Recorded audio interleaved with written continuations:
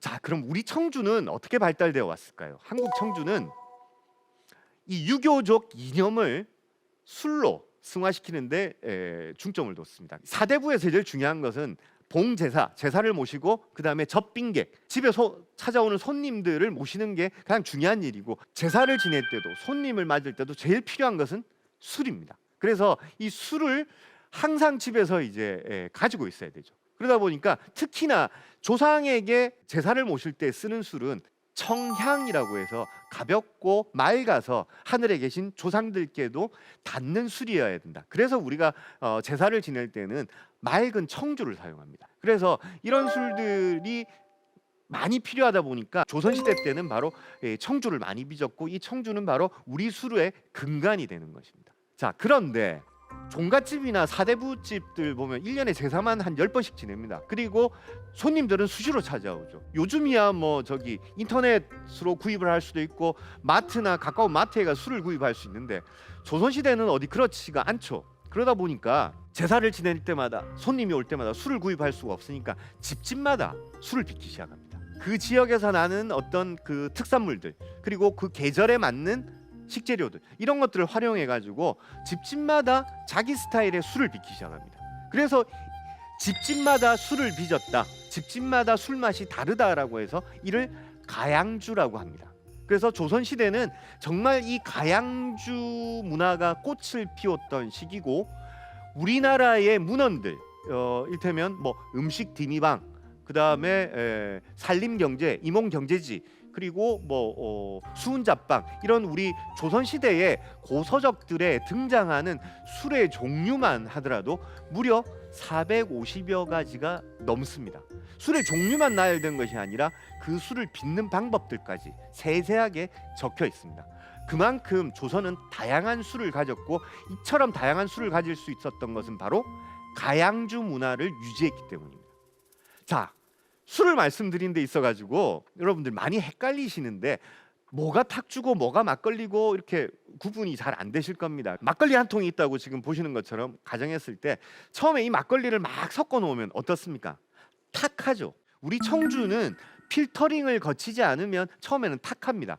그래서 이걸 탁주라고 부릅니다. 근데 막 흔들었던 막걸리 통을 그대로 놔두면 찌꺼기 부분은 밑으로 가라앉고 위에는 투명한 맑은 술이 뜨죠. 그래서 이 투명한 맑은 술을 청주라고 합니다. 혹은 약주라고 합니다. 근데 밑에 가라앉는 이 찌꺼기 부분을 다시 모아가지고 보자기로 짜거나 혹은 용수로 술을 다시 거르거나 아니면 알코올을 더 첨가해서 한번 끓여내면 이거는 금방 걸러냈다 혹은 막 걸렀다. 그래서 이 찌꺼기 부분으로 만든 술을 막걸리라고 합니다.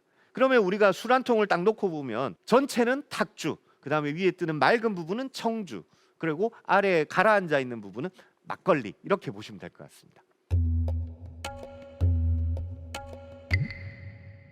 자, 그 다음에 발효주 다음에는 이제 증류주가 한중일을 뒤덮기 시작하는데요. 중국에는 바이주, 우리는 소주, 일본은 쇼추가 이제 15세기 이후에 본격적으로 등장하게 됩니다.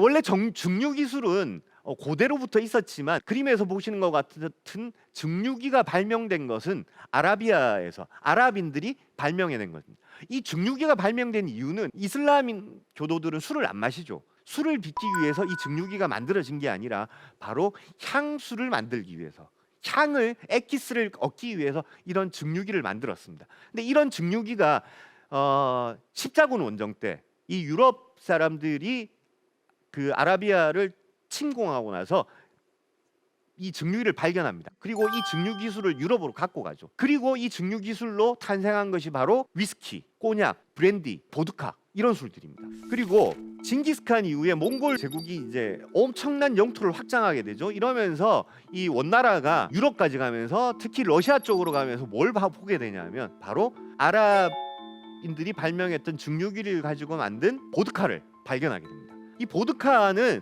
정말 원나라 사람들한테는 정말 놀라운 기술이었던 게 뭐냐면, 원나라 사람, 몽골족들도 술을 먹었습니다. 근데 어떤 술이었냐면 양젖이나 말젖을 짜서 이 젖을 발효시켜서 만든 마유주였습니다. 그러니까 우유를 발효시켜서 만든 술이었는데, 우유는 발효를 시켜봐야 1, 2도 정도밖에 도수가 안 나왔습니다. 그러니까 도수가 아주 낮은 술이었고 도수가 낮다 보니까 술이 자주 변질됩니다. 그러니까 이것은 오래 장기 보관을 못하죠. 이런 상태에서 원나라 사람들이 이 증류기를 보니까 시쳇말로 정말 신받다가 되는 겁니다. 그래서 이걸 가져와 가지고 원나라 사람들이 이제 증류 기술을 도입하게 되고, 이 원나라의 증류 기술은 결국 어디까지 오느냐? 바로 우리 한반도까지 전파가 되게 되죠. 그게 언제 들어오냐면요, 바로 고려 시대 때 13세기 초가 되면 우리가 이제 몽골의 침입을 받죠. 그리고 고려가 항전을 하다가 결국은 원나라한테 굴복하게 되죠. 그러면서 원이 이 고려를 직접 다스린다고 이 원의 지방 행정 기구를 고려에 두기 시작합니다. 쌍성 총관부, 동령부, 그리고 제주도에 탐라 총관부를 두게 됩니다. 이때부터 이 세 지역은 이 원나라의 문화가 굉장히 많이 퍼지게 됩니다. 그렇게 퍼지면서 우리가 소주를 받아들이게 됩니다. 소주는 바로 이 원 간섭기에 한반도에 전래되게 되는데, 오른쪽에 보시면요, 발효주를 끓여서 증류주로 만드는 이 도구를 우리는 소주꼬리라고 하죠. 소주꼬리 혹은 고조리라고 합니다. 제주도에서는 이것을 고소리라고 합니다. 증류주를 만드는 도구도 고소리고, 이렇게 고소리에서 받아낸 제주식 증류주도 고소리주라고 합니다. 제주도의 현무암, 검은 흙이 많습니다. 그러다 보니까 이 고소리도 검은 흙이 많이 들어가가지고 이렇게 아주 검은 빛이 나는데, 이게 바로 13세기 탐라 총관부 시절부터 지금까지도 실제로 제주식 소주를 증류하는 데 사용되는 고소리입니다. 그래서 굉장히 중요한 어떤 문화적 가치를 가진 유물이다, 유산이다라고 말할 수 있겠는데, 그런데 이 소주가 원나라의 간섭기에 고려에 들어왔는데, 이게 처음에는 조선시대는 조선 초기나 중기까지는 청주를 더 좋아하고 탁주를 더 좋아하고 막걸리를 더 좋아했습니다. 그랬는데 조선 후기가 되면요, 이 조선 우리 선조들이 이 증류주에 열을 올리기 시작합니다. 증류주를 굉장히 좋아하게 되는데, 그러다 보니까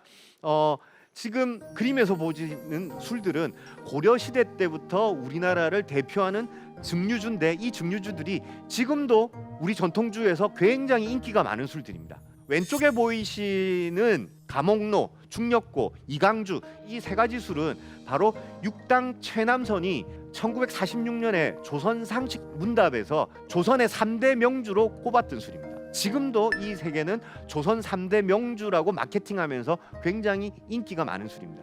그리고 옆에 보이는 안동소주, 그리고 제주도의 고소리술, 이런 술들은 고려 시대 때부터 지금까지 그 명맥을 유지하고 있는 우리 전통 소주라고 할 수 있고, 그 다음에 가장 오른쪽에 보이는 삼해소주는 서울 마포에서 만들어지던 소주인데, 삼해주를 증류해서 만든 술이 바로 삼해소주입니다. 근데 이 삼해소주가 조선 후기가 되면 서울에서 가장 인기 많은 술이 됩니다.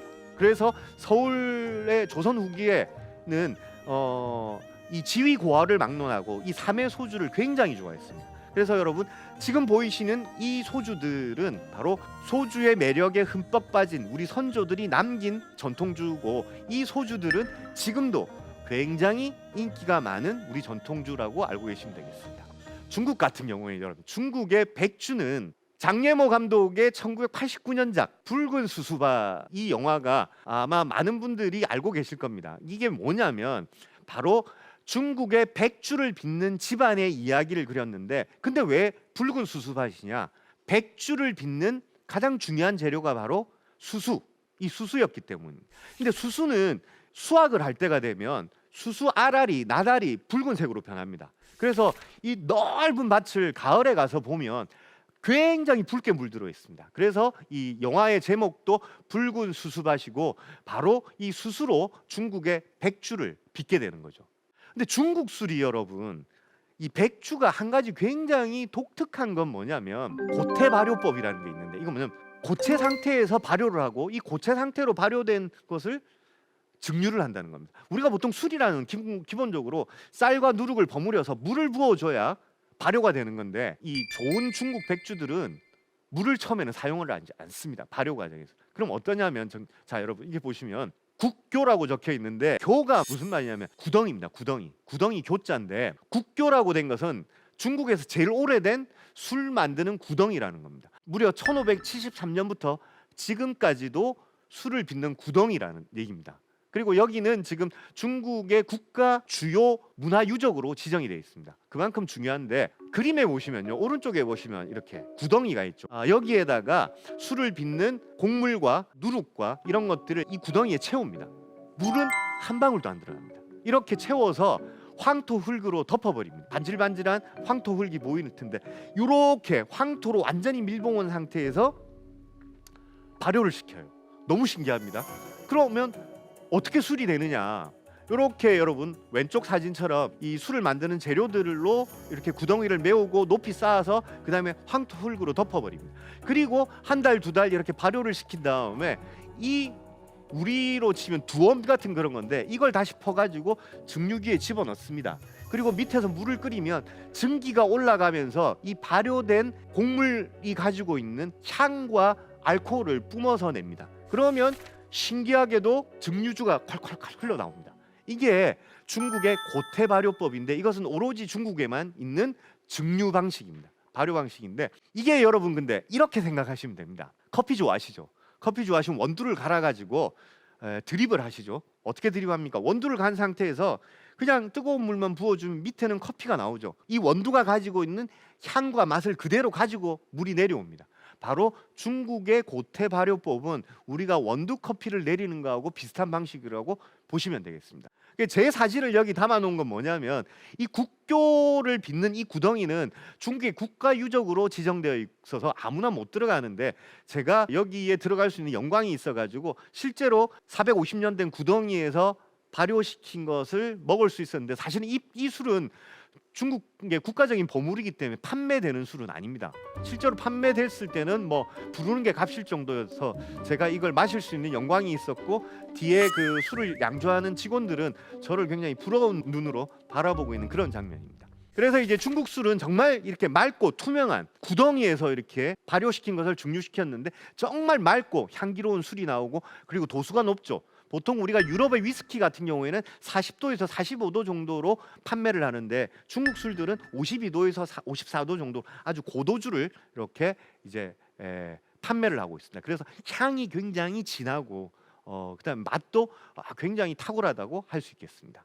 일본의 소주는 16세기에 동남아시아에서 오늘날의 오키나와 예전에 류큐국이라고 하는데 이쪽으로 이제 증류법이 소주를 만드는 법이 전파되게 됩니다. 그래서 류큐에서 오키나와에서는 이렇게 증류시킨 술을 아와모리라고 했습니다. 이것이 다시 16세기가 되면 일본의 최남단에 있는 가고시마로 전파가 됩니다. 18세기가 되면 가고시마를 중심으로 한 큐슈 지방을 대표하는 술이 소주가 됩니다. 그래서 큐슈 지방은 소주를 빚고 나머지 일본 열도들은 사케를 빚는 이런 형국이 만들어지게 됩니다.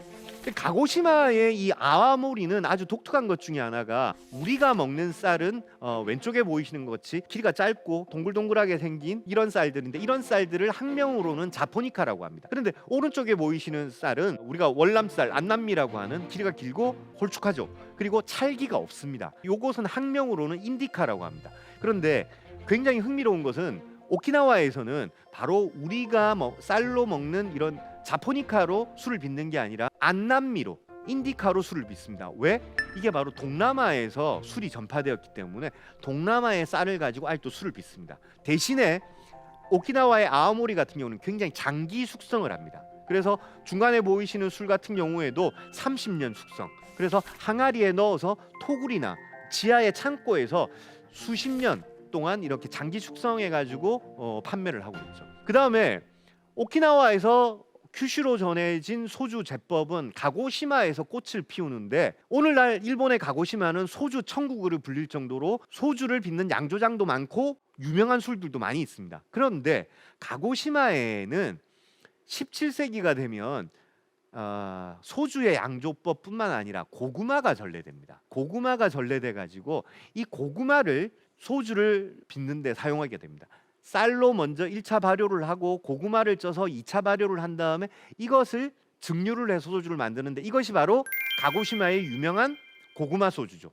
그리고 이 고구마 소주뿐만 아니라 일본에는 보리 소주도 있고 그다음 메밀 소주도 있고 쌀 소주도 있고 다양한 소주들이 있는데 일본에서 가장 대표적인 소주들은 바로 이 고구마로 증류시킨 소주, 바로 가고시마의 고구마 소주가 대표적인 소주가 되겠습니다.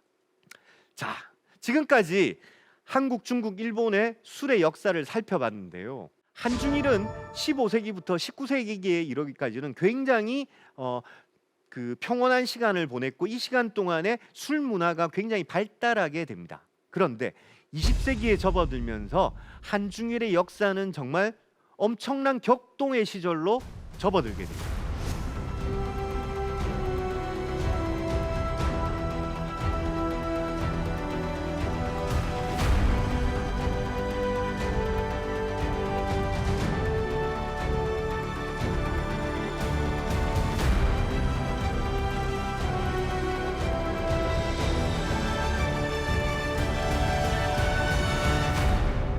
그러니까 이렇게 격동의 근대를 맞이한 한중일이다 보니 술은 그 역사의 흐름에 휩쓸릴 수밖에 없습니다. 그래서 한중일의 근대사만큼이나 근대로 접어든 술은 굉장히 급격한 변화를 맞게 되는데 어떤 변화를 맞게 될지는 다음 시간에 이어가도록 하겠습니다. 술은 한국, 중국, 일본 식문화의 원형이다. 의식주 중에서 옷과 건축은 남지만 음식은 사라지는 것이 숙명입니다. 음식은 기록될 수 있어도 전승되지는 않습니다. 하지만 술은 다릅니다. 좋은 술은 100년의 세월을 버틸 수 있으며 술을 빚는 방식과 미생물은 수백 년 동안 건재합니다. 따라서 술에는 한중일 세 나라의 식문화의 원형이 고스란히 남아 있으며 이는 세계적으로 매우 가치 있는 문화적 자산입니다. 지금까지 대한민국 최고의 강연 최광일 교수의 박상현이었습니다. 고맙습니다.